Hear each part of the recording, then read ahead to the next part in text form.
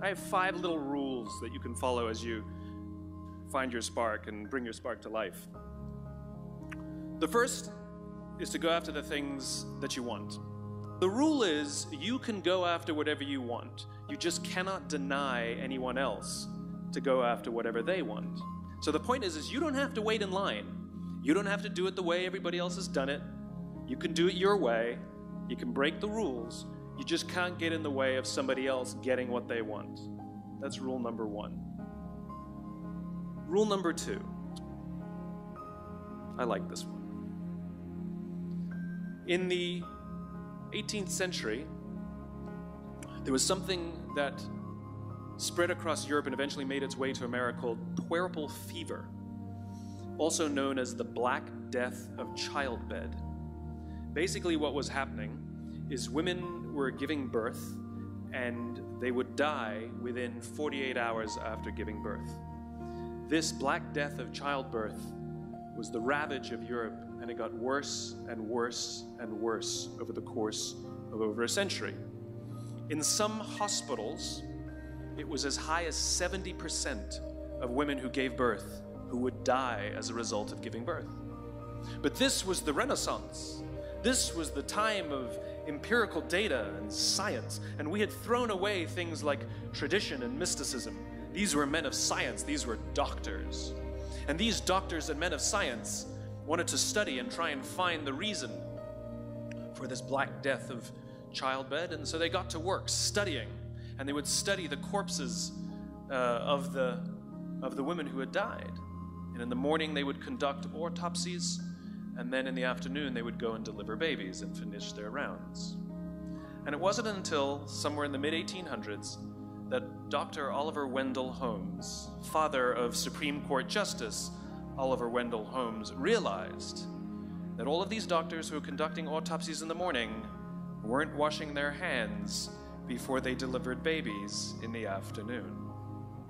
And he pointed it out and said, "Guys, you're the problem." And they ignored him and called him crazy for 30 years. Until finally somebody realized that if they simply washed their hands, it would go away. And that's exactly what happened. When they started sterilizing their instruments and washing their hands, the Black Death of childbed disappeared. My point is, the lesson here is, sometimes you're the problem. We've seen this happen all too recently with our new men of science and empirical studiers, and these men of finance who are smarter than the rest of us until the thing collapsed. And they blamed everything else except themselves. And my point is take accountability for your actions. You can take all the credit in the world for the things that you do right, as long as you also take responsibility for the things you do wrong. It must be a balanced equation. You don't get it one way and not the other.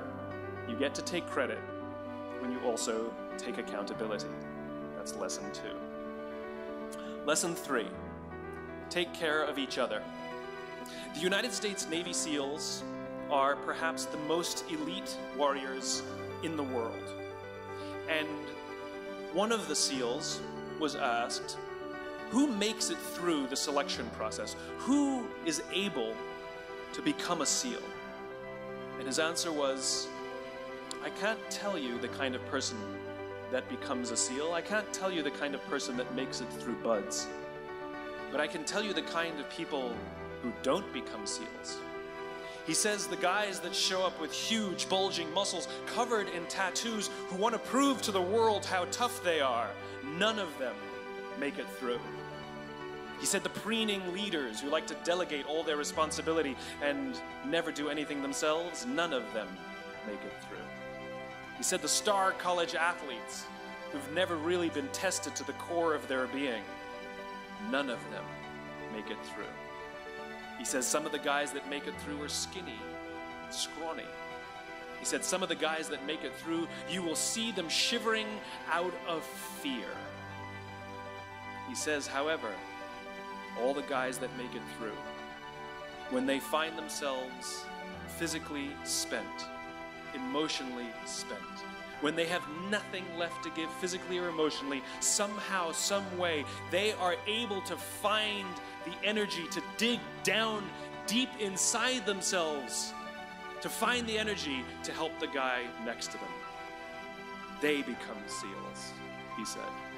You want to be an elite warrior. It's not about how tough you are. It's not about how smart you are. It's not about how fast you are. If you want to be an elite warrior, you better get really, really good at helping the person to the left of you and helping the person to the right of you. Because that's how people advance in the world. The world is too dangerous and the world is too difficult for you to think that you can do these things alone. If you find your spark, I commend you. Now, who are you going to ask for help, and when are you going to accept help when it's offered? Learn that skill. Learn by practicing helping each other. It'll be the single most valuable thing you ever learn in your entire life. To accept help when it's offered and to ask for it when you know that you can't do it. The amazing thing is, when you learn to ask for help, you'll discover that there are people all around you who've always wanted to help you. They just didn't think you needed it because you kept pretending that you had everything under control. And the minute you say, I don't know what I'm doing, I'm stuck, I'm scared, I don't think I can do this, you will find that lots of people who love you will rush in and take care of you. But that'll only happen if you learn to take care of them first. Lesson 4. Nelson Mandela is a particularly special case study in the leadership world because he is universally regarded as a great leader. You can take other personalities, and depending on the nation you go to, we have different opinions about other personalities. But Nelson Mandela, across the world, is universally regarded as a great leader. He was actually the son of a tribal chief. And he was asked one day, how did you learn to be a great leader? And he responded that he would go with his father to tribal meetings. And he remembers two things when his father would meet with other elders.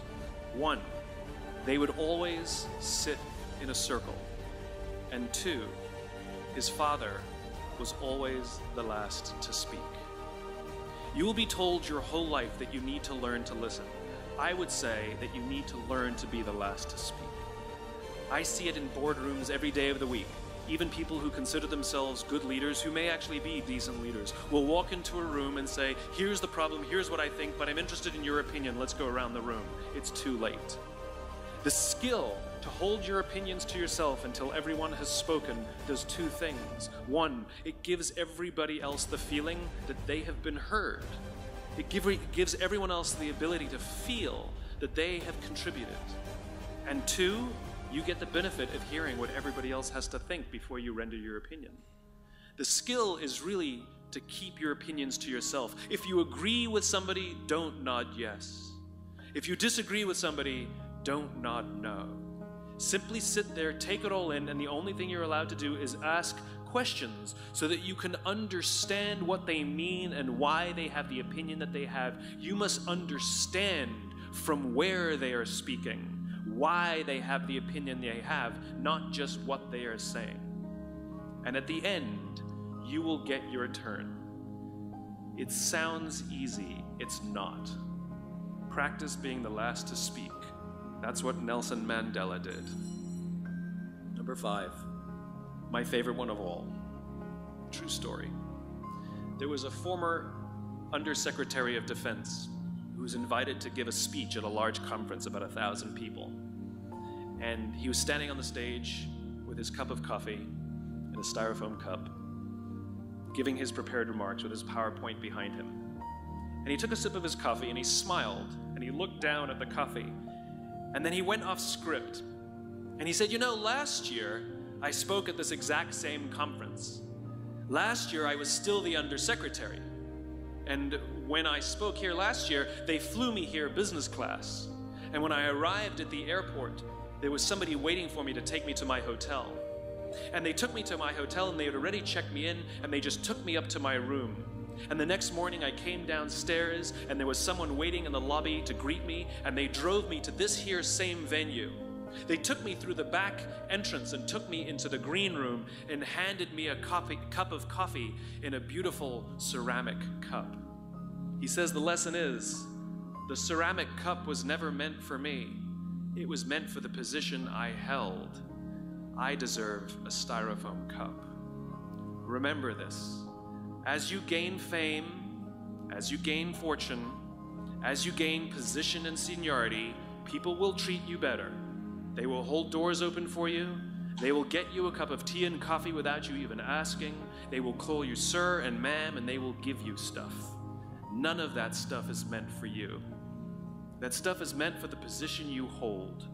It is meant for the level that you have achieved of leader or success or whatever you want to call it. But you will always deserve a styrofoam cup. Remember that. Remember that lesson of humility and gratitude. You can accept all the free stuff. You can accept all the perks. Absolutely, you can enjoy them. But just be grateful for them and know that they're not for you.